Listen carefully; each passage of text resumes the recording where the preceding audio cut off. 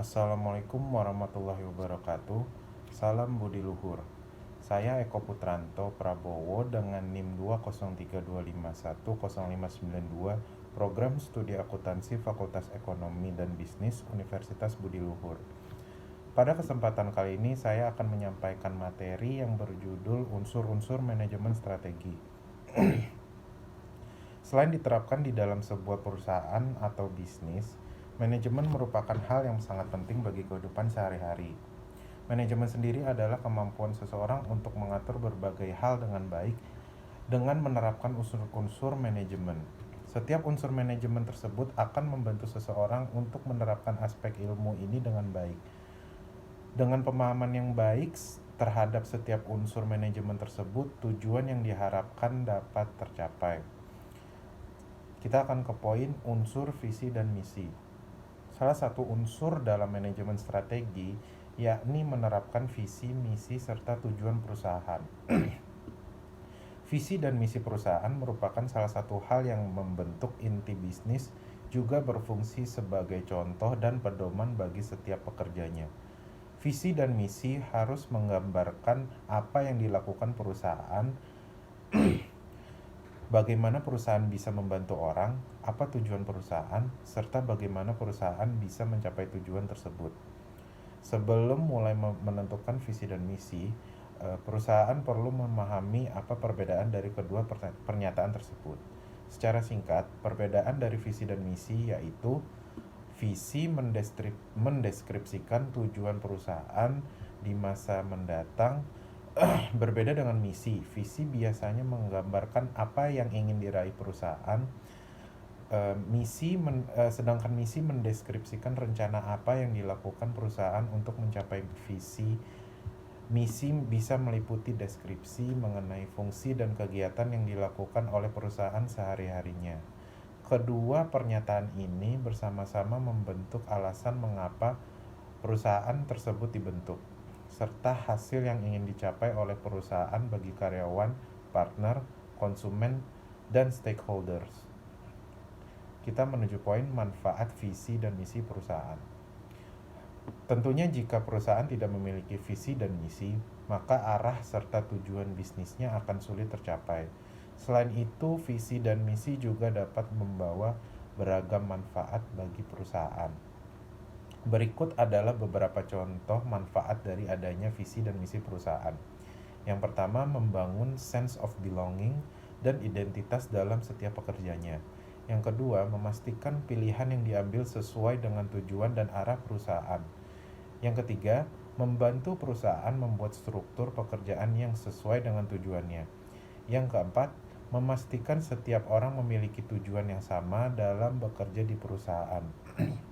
Yang kelima, meningkatkan efisiensi dan produktivitas karyawan. Dan yang terakhir, memberikan makna dan nilai bagi setiap orang yang bekerja dalam perusahaan. Kita menuju poin menyusun visi perusahaan. Visi adalah pernyataan tentang gambaran masa depan jika organisasi berhasil. Ini adalah pernyataan tentang tujuan sebuah perusahaan. Visi adalah deskripsi luas tentang nilai yang diberikan organisasi. Ini adalah gambaran visual. Visi merupakan tujuan masa depan sebuah instansi, organisasi, atau perusahaan, termasuk serangkaian ide yang ada di dalam benak para pendiri. Semua ide tersebut adalah gambaran tentang masa depan yang ingin dicapai oleh perusahaan. Hal tersebut harus menginspirasi orang-orang yang berperan sejak awal pendirian organisasi dan memotivasi mereka untuk menjadi bagian dari organisasi dengan kontribusi sesuai porsi masing-masing. Pernyataan visi harus jelas dan ringkas, biasanya tidak lebih dari paragraf pendek. Visi ini dibentuk pada awal perusahaan terbentuk. Nantinya visi juga dapat dijadikan motivasi para pekerjanya untuk mencapai hal tersebut. Visi adalah pandangan mengenai arah sebuah manajemen. Mau dibawa ke arah mana manajemen tersebut agar bisa membangun kesuksesan, maka perlu ada arah jelas mengenai laju perusahaan atau instansi. Visi juga akan mempengaruhi tentang perubahan yang sedang perusahaan upayakan. Sebuah visi tidak bisa berdiri sendiri. perusahaan masih perlu menjelaskan rencana perusahaan dalam membuat perubahan itu. Harus ada susunan rencana yang akan dilakukan untuk mewujudkan visi itu. Disitulah misi berperan. Kita menuju poin menyusun misi perusahaan.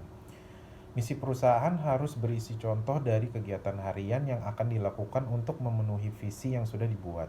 Misi merupakan beberapa kalimat pendek atau paragraf yang menunjukkan kegiatan perusahaan secara garis besar dalam rangka mencapai visinya. Jika pernyataan visi menjawab target prediksi perusahaan kamu di masa depan, misi perusahaan adalah menjawab pertanyaan bagaimana, seperti dalam bagaimana kita akan membuat visi itu menjadi kenyataan, bagaimana kita akan bersikap, bagaimana kita akan menang, bagaimana kita mendefinisikan tujuan untuk mengukur apakah kita membuat kemajuan.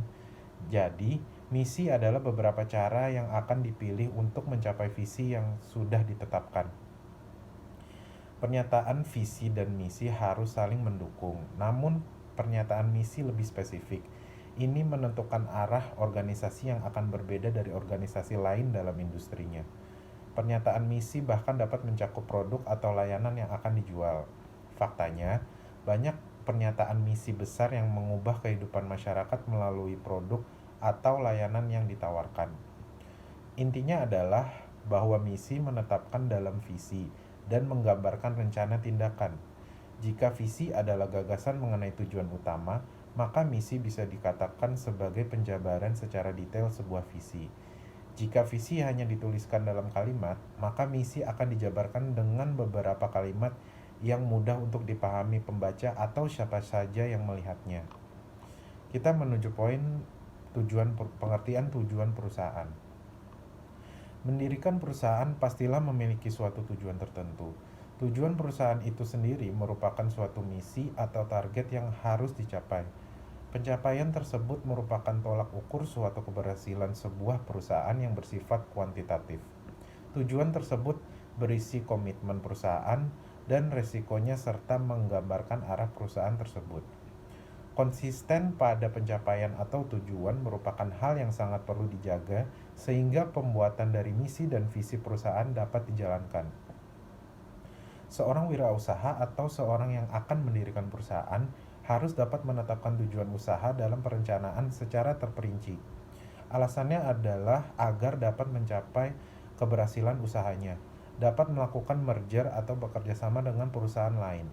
Tujuan suatu perusahaan harus disusun secara rinci dan realistis agar menjadi sasaran badan usaha. Sasaran perusahaan merupakan perluasan dari tujuan, yaitu hal yang akan diproduksi oleh badan usaha atau perusahaan dalam kurun waktu tertentu. Konsep tujuan perusahaan yaitu untuk memaksimalkan pencapaian sebuah badan usaha atau perusahaan. Nilai perusahaan bisa memperlihatkan nilai aset yang dimiliki suatu perusahaan. Aset tersebut dapat berupa saham. Saham adalah salah satu surat berharga yang dikeluarkan oleh badan usaha atau perusahaan. Demikian penyampaian materi dari saya. Kurang lebihnya mohon maaf. Wassalamualaikum warahmatullahi wabarakatuh. Salam budi luhur.